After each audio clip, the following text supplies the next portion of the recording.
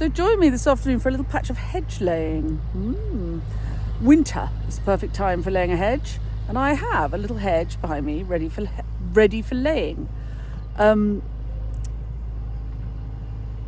If any of the tips and tricks I give you along the way are useful, you can always buy me a coffee. The link to coffee buying is in the blurb to all my clips. Please subscribe to the channel and press the bell icon, and we'll tell you when we've got more clips coming up.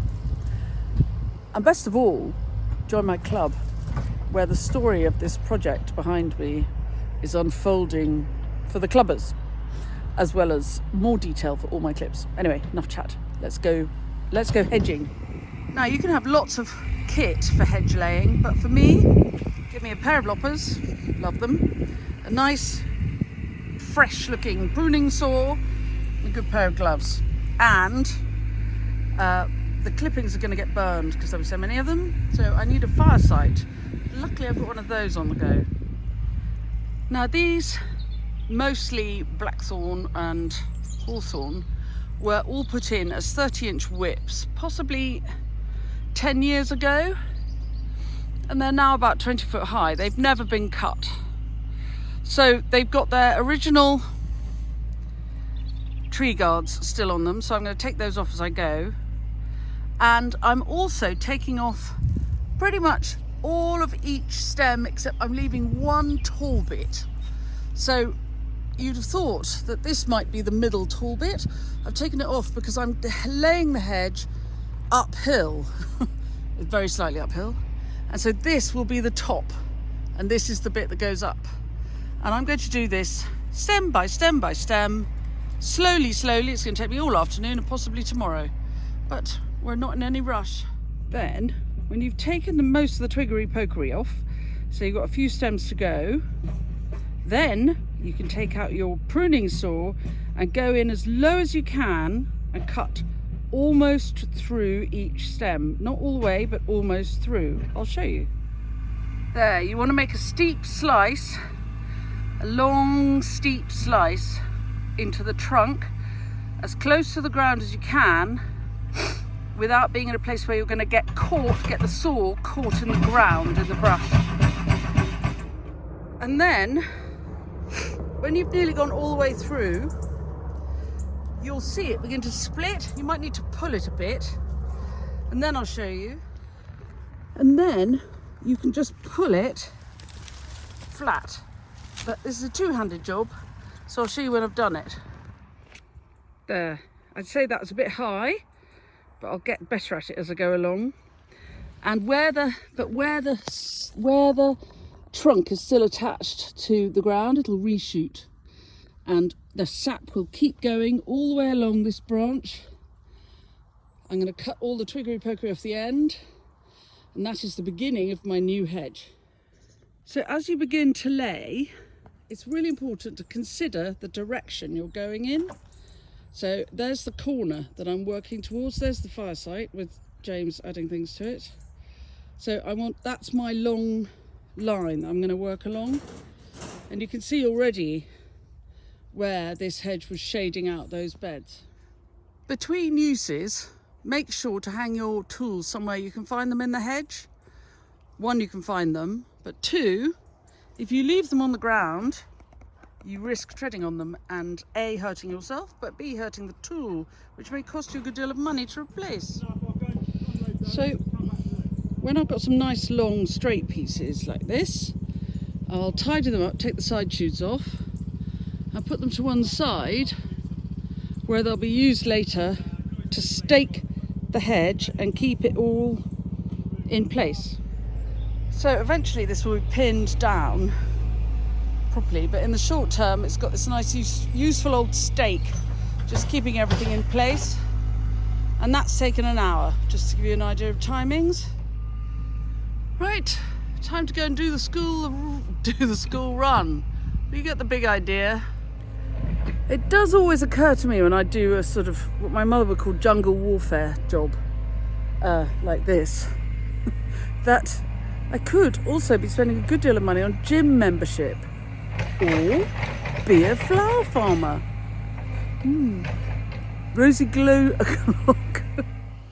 Now, I'm not getting enough long straight stems for sort of poling in the hedge. Don't know the technical term. But luckily for me, I have here a nice hazel, and I get lots of lovely strong straight stems out of a hazel, and it doesn't mind being cut, particularly at this time of year. There, we'll see how far that gets me. So this is what the stakes are for. You bring them back up to the hedge and you hammer them in, sort of every now and again, down the hedge, to keep the hedge, and it keeps the hedge in a straight line. And they're not all the same height. Look, that one's very tall there.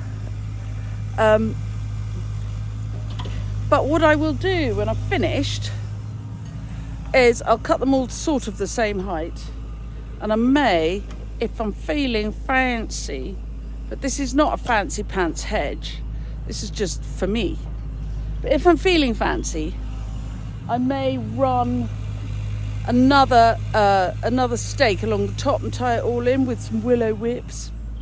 Let's see. I'm just sort of showing you this because I may have to come to the end of this clip. Somebody's asked me to post it. So, and as it's a thing I'm just doing in my spare time, I think I better hurry up. So that's what those stakes are for.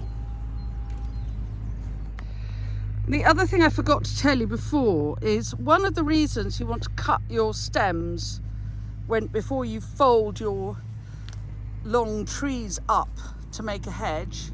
One of the reasons you cut them so close to the ground is because the stems need to be going ever so slightly upwards. Can you see how these are going ever so slightly upwards? If they're going upwards, the sap will rise and the stems will live. If they're going downwards, the stems will die. The sap will not rise. It will stop. And those stems will die. You know, logic makes sense to me. So these, things falling over already. These are leftover willow whips from making wreaths at Christmas. And I'm going to tie this long piece of top, for want of a better word, for the hedge, and the stakes going along the hedge to it, to each other with willow. It helps with willow always if you sort of bend it a bit.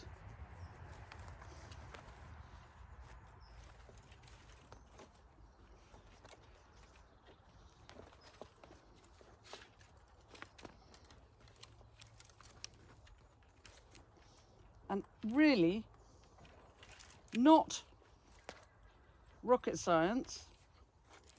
I'll show you when I've done it.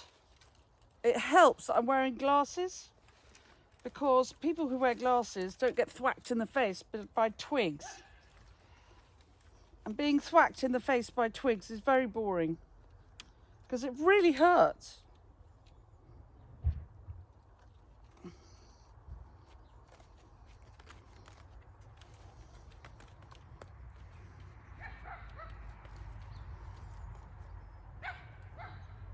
Tea cake!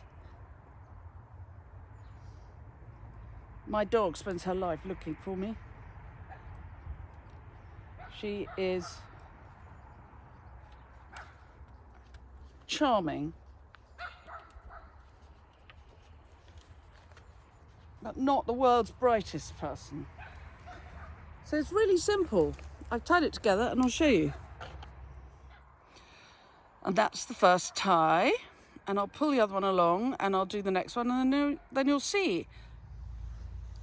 I have every confidence that if this were my day job, this would be much tidier and much prettier. But you can imagine how this hedge is just going to grow, cover up all my workings, fortunately, and the hedge is going to grow up, and in a year or two I'll be just cutting it with a hedge trimmer. Hello, that's me waving. So this has taken me most of 3 afternoons. In the mornings I've been doing lots of wedding quotes. It's January on the flower farm and this is how we roll. But I'm nearly up to this corner and I'm quite pleased with what I've done. A couple of hours every afternoon, 3 afternoons. It is true that it would be much quicker to do this with a chainsaw, but I quite like the slow puzzle of it. And what it's doing is it's preventing me, because it's quite time consuming and I'm having to concentrate very hard. It's preventing me from giving in to the urge to sow seeds, which is very strong. If I sow seeds now, it's mid-January, they will germinate, but in a month's time I'll have leggy, weedy looking plants, seedlings. If I wait for a month, what is the date? I don't know. Anyway, if I wait until the 15th of February, 15th of February is my big seed sowing day. To wait until the 15th of February when I'll have 10 hours of daylight. And so until then, I will prevent myself from giving in to the urge to sow seeds by laying hedges. I know at least one person who's keen to have a go, so enjoy. Let me know how you get on. And show me your hedges on your Instagram. Anyway, have a good evening. I'll see you all soon. And please do subscribe to the channel. Press the bell icon and we'll tell you when we've got more clips coming up. If any of the tips and tricks I give you along the way are helpful, you can always buy me a coffee. The link to coffee buying is in the blurb to all my clips. But better still, join my club, my YouTube club. We, I hope, are going to have our first live Q&A on Thursday the 26th of January, which is next Thursday. Happy days. So I'm looking forward to that and starting to plan for that. My colleague Nicola and I are going to have a practice session to make sure we can make the tech work. Exciting times.